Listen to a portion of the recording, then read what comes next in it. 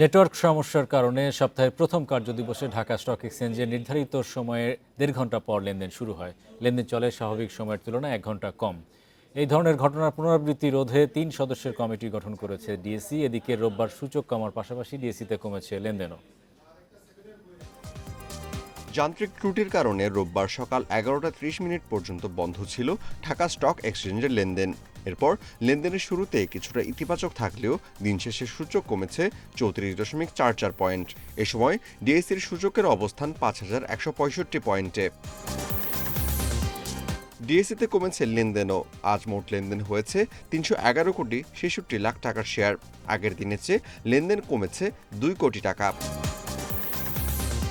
হাত বদলে অংশ নেওয়া ৩৯৭টি কোম্পানি ও মিউচুয়াল ফান্ডের মধ্যে দর বেড়েছে ৭৩টির, কমেছে ২৭০টির এবং অপরিবর্তিত রয়েছে ৫৪টি প্রতিষ্ঠানের শেয়ার দর। সবচেয়ে বেশি লেনদেন হওয়া প্রতিষ্ঠানের তালিকায় প্রথম অবস্থানে আছে ফাইন ফুডস, দ্বিতীয় মিডল্যান্ড ব্যাংক এবং তৃতীয় অবস্থানে আছে রবি। শতাংশের দিক থেকে দর বৃদ্ধির তালিকায় প্রথম অবস্থানে উঠে এসেছে মিডল্যান্ড ব্যাংক, দ্বিতীয় ফাইন ফুডস এবং তৃতীয় অবস্থানে আছে ওয়াইম্যাক্স। অন্যদিকে চট্টগ্রাম স্টক এক্সচেঞ্জে সার্বিক সূচক কমেছে ৯২.১০ পয়েন্ট। লেনদেন হয়েছে ১৩,৬২,০০,০০০ টাকার শেয়ার।